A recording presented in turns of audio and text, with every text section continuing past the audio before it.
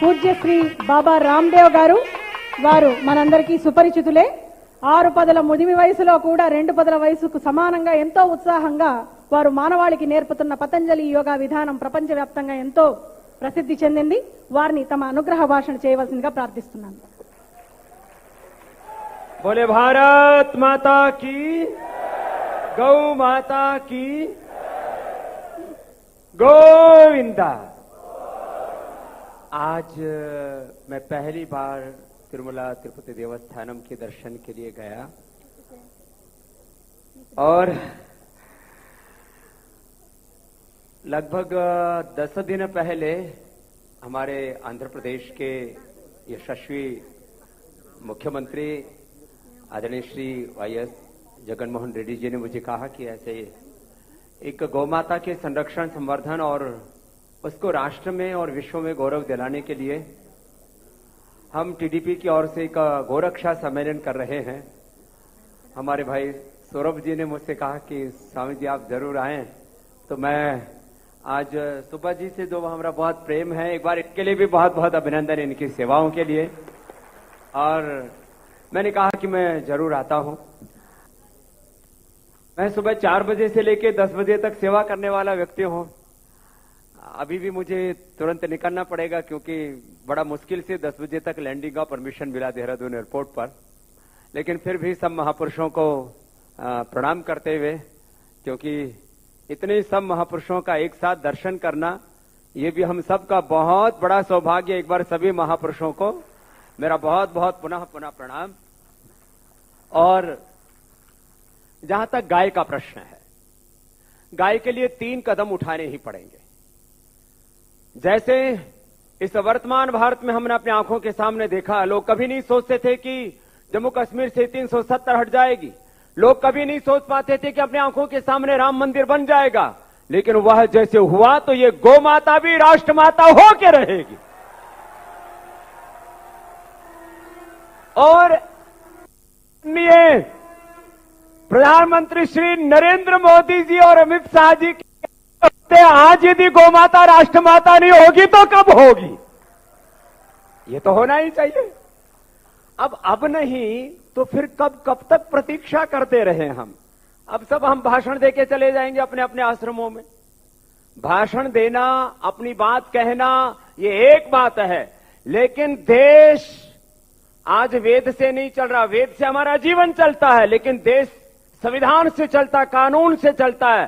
तो देश की संसद में गौ माता को राष्ट्र माता घोषित करने का तो कानून होना ही चाहिए, तभी गौ माता का गौरव का। यह तो एक बात है। और प्रस्ताव सब महापुरुषों को के जितने यहां हैं उनको, यहां से भारत में 5 लाख से ज्यादा मंदिर है, वहां से ये प्रस्ताव जाना चाहिए। और तिरुपति देवस्थानम कितना, ये बालाजी का पवित्र ये देवस्थान है, यहां से ये प्रस्ताव जाता है तो मुझे तो विश्वास है अब ये इसी वर्ष या अगले जो भी संसद सत्र है उसी में ये प्रस्ताव पारित होना चाहिए। नहीं तो मामला फिर ठंडा पड़ जाएगा। फिर ये ऐसे सम्मेलन हम लोग करते रहेंगे। पुरुषों ने बहुत बहुत सम्मेलन किए, ये भी एक सम्मेलनों की श्रेणी में एक सम्मेलन हो जाएगा। इसलिए इस प्रस्ताव को लेकर के सुब्बा जी, तो एक तो ये कानून होना चाहिए। एक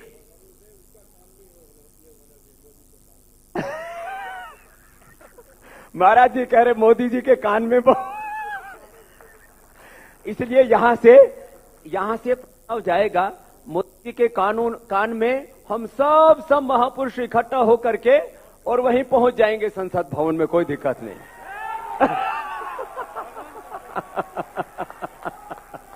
तो हम क्यों नहीं पूछ सकते? जब वहां किसान कितने महीनों से बैठे हुए, तो हम भी जाके बैठ जाएंगे, हो जाएगा ये काम। एक बात, ये तो कानून की बात हुई। दूसरा हमारा कर्तव्य है। तो जितने भी सब यहां पर बैठे हुए हैं और जो आज ये डीटीपी के माध्यम से पूरे देश के नेशनल मीडिया में भी ये कार्यक्रम प्रसारित होगा, सब लोगों को ये प्रण लेना चाहिए कि हमें गोव्रती बनना है। गाय का ही दूध, गाय का ही घी और गो आधारित कृषि उत्पादों का ये हमें प्रयोग करना है, ये बहुत बड़ा संकल्प है। ये राष्ट्र में क्यों नहीं हो सकता? तो सबको गोव्रती होने का, यहां खाली बैठे उनको नहीं, पूरे देश को गोव्रती होने का संकल्प लेना चाहिए। ये सॉल्यूशन है जो हमारे स्तर पर हमको करना है। और बाकी तो छोटे छोटे स्टेप हैं, एक बड़ा स्टेप और यहां टीडीपी की ओर से और ऐसे देश के जो समर्थ संस्थान है उनकी ओर से गौ माता की नस्ल सुधार के लिए, जैसे करनाल से एक पाप शुरू हुआ कि इंडियन ब्रीड की नस्लों को, जर्सी, हॉस्टन जैसे हमारे महाराष्ट्र ने कहा, उनका इंजेक्शन लगा लगा करके गो का पूरा नस्ल खराब कर दिया। अब हम खाली कहते रहेंगे तो बात कैसे बनेगी? तो गो के नस्ल सुधारने के लिए जहां एक और नंदीशालाएं होनी चाहिए, वहां साइंस और टेक्नोलॉजी के द्वारा ऐसे कार्य भी होने चाहिए कि जितनी भारत में नस्लें हैं उनका नस्ल सुधार का भी बहुत बड़ा आंदोलन चलाने की जरूरत है। उसके कई स्टेप्स हैं, ये कोई लंबा भाषण के लिए नहीं आए हम लोग, उसके स्टेप्स होने चाहिए। यहां इसकी शुरुआत इधर टीडीपी की तरफ से सुब्बाराव जी आप करो, बड़े रूप में एक गो अनुसंधान केंद्र और पूरे राष्ट्र व्यापी उसका बनाए। पतंजलि आपका पूरा साथ निभाने के एक एक कार्य के लिए कम से कम 1000, 2000, 5000, 10,000 करोड़ के प्रोजेक्ट की आवश्यकता है। ये छोटा काम नहीं है। तो आप भी इधर समर्थ संस्थान है, हम पतंजलि की तरफ से इसमें 500,000 करोड़ रुपए लगाना होगा तो हम लगाने के लिए तैयार हैं। पहले हमारे पास थोड़ा सा, अभी थोड़ा आगे आके बोले थे, इधर वाले दिख नहीं रहे थे। पहले हमारे पास थोड़ा इकोनॉमिक क्राइसिस था, लेकिन अभी हमारा 4300 करोड़ रुपए का रुचि सोया का है, पतंजलि का भी ले आएंगे और जो पैसा आएगा सबसे ज्यादा गोमाता की सेवा में लगाऊंगा और करना बाबाओं का। और काम क्या है?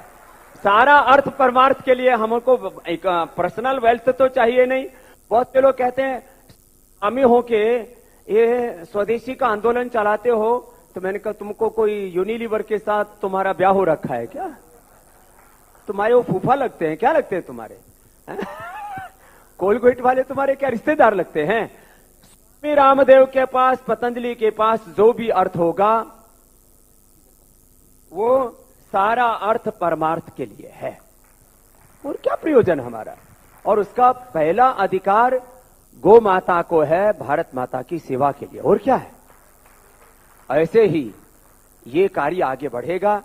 मैं तो अपने मन के ये भाव व्यक्त करने के लिए कि एक बार आदरणीय श्री जगन मोहन रेड्डी जी से लेकर के सारे देश के मुख्यमंत्रियों की तरफ से भी हमको इस प्रस्ताव पर सिग्नेचर करवाने चाहिए। हाँ, ये भी काम होना चाहिए सारे। ठीक है साहब, हमारे मिलिंद भाई बैठे, उद्धव जी के पास मैं खुद ही चला जाऊंगा सिग्नेचर करवाने के लिए। सारे तैयार, सारे देश के मुख्य मंत्रियों की ओर से प्रधानमंत्री को प्रस्ताव जाना चाहिए, सारे साधुओं की तरफ से जाना चाहिए, और ये सब काम होगा। जब हम भगवान की शरणागति में हैं तो ये काम यशस्वी होगा। इस संकल्प के साथ मेरे साथ एक बार फिर से बोले, भारत माता की, गौ माता की बहुत बहुत प्रणाम।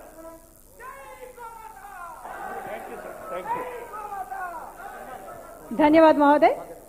గోమాతను దేశీయ ప్రాణిగా ప్రకటించేంత వరకు ఇది ఉద్యమ రూపంలో సాగాలి నిరంతరాయంగా అంటూ ప్రతి ఒక్కరూ గో ప్రతినిధిగా మారేలా ప్రతిన పూనాలి అంటూ గోసేవకే తన పతంజలి సంస్థ ద్వారా సంపాదించిన యావత్తును సమర్పిస్తానని చాటి చెప్పిన శ్రీ బాబా రామ్దేవ్ గారికి ప్రత్యేకంగా కృతజ్ఞతలు తెలుపుకుంటూ